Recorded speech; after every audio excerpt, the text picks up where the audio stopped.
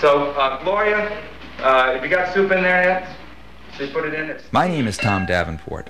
We're on the set of The Frog King, one of a series of films I directed that are based on folk tales.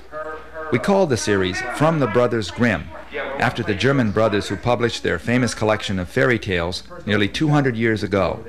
We've taken examples from these movies for another series called Making Grimm Movies, to show you what we learned about filmmaking from doing it ourselves.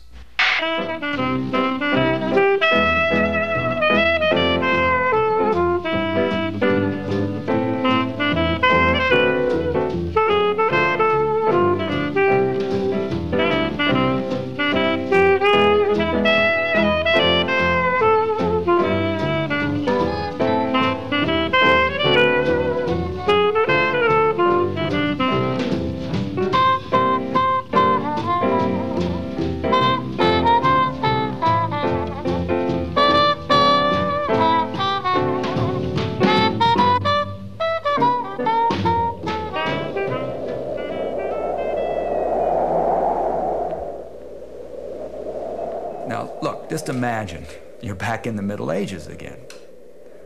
People in that time told folk tales.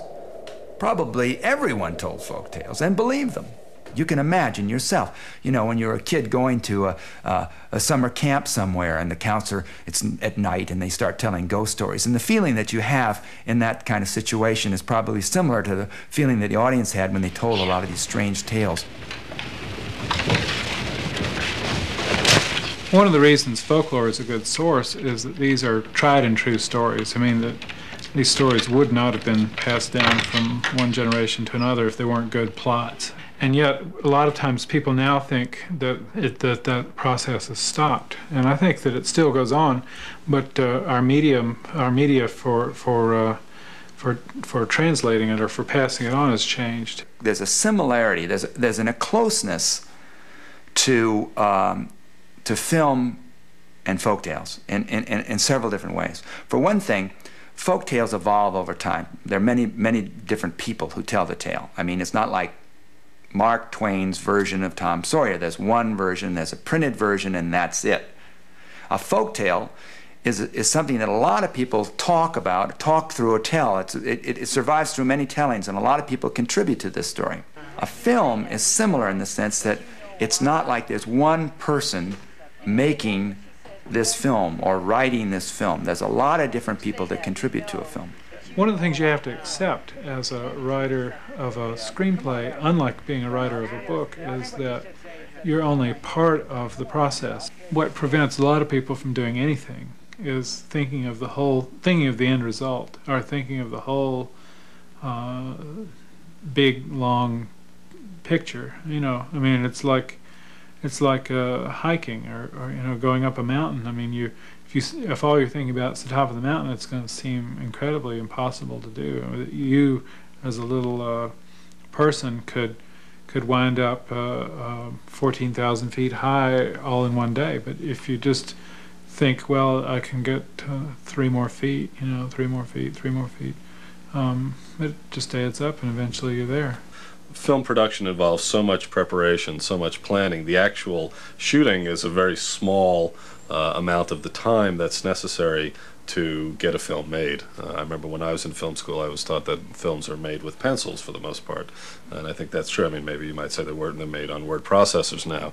That is, the camera's only there for a very small part of the time, and most of the energy in getting a film going involves having an idea, figuring out how to write up that idea in a way to communicate it to people, raising money, and all the planning that goes into a production once a film is started involves weeks and weeks of work.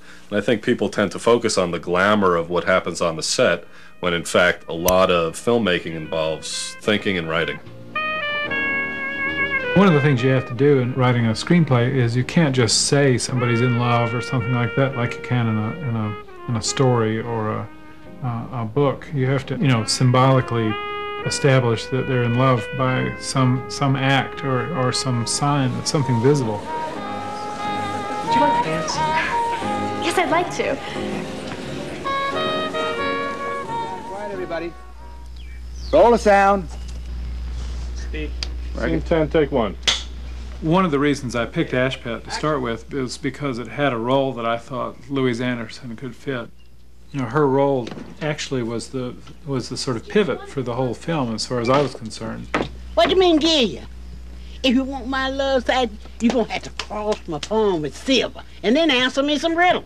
That made the fairy godmother have to live in a certain kind of house, have a certain kind of relationship to the family. She was poor. She was a black person in the South. But within all that, she had a kind of happiness that put her more on a par with Ashpet and Ashpet's own need to find happiness. All that sort of came with it as baggage of the character. What's that? It's milk from a milk cow. My mom already taught me that one. I learned it to her. I learned it to her.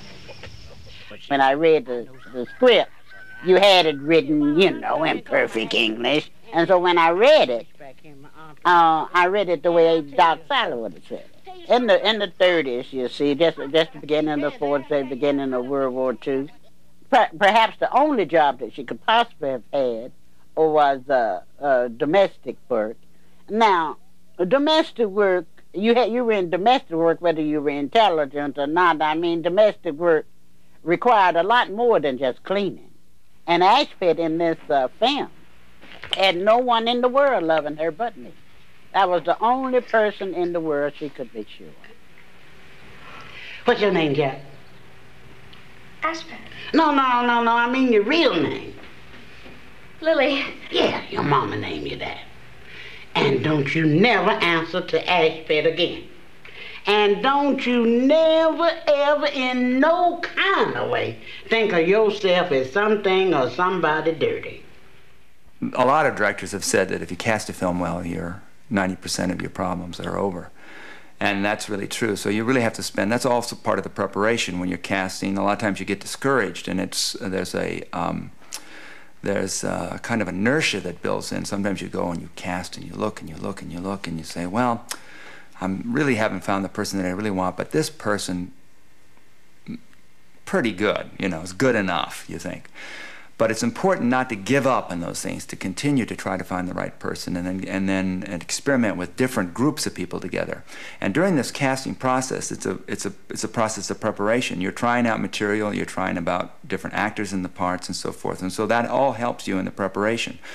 I'd say on the average we spend 2 or 3 months casting, looking at literally hundreds of people before we come up with the people that we want.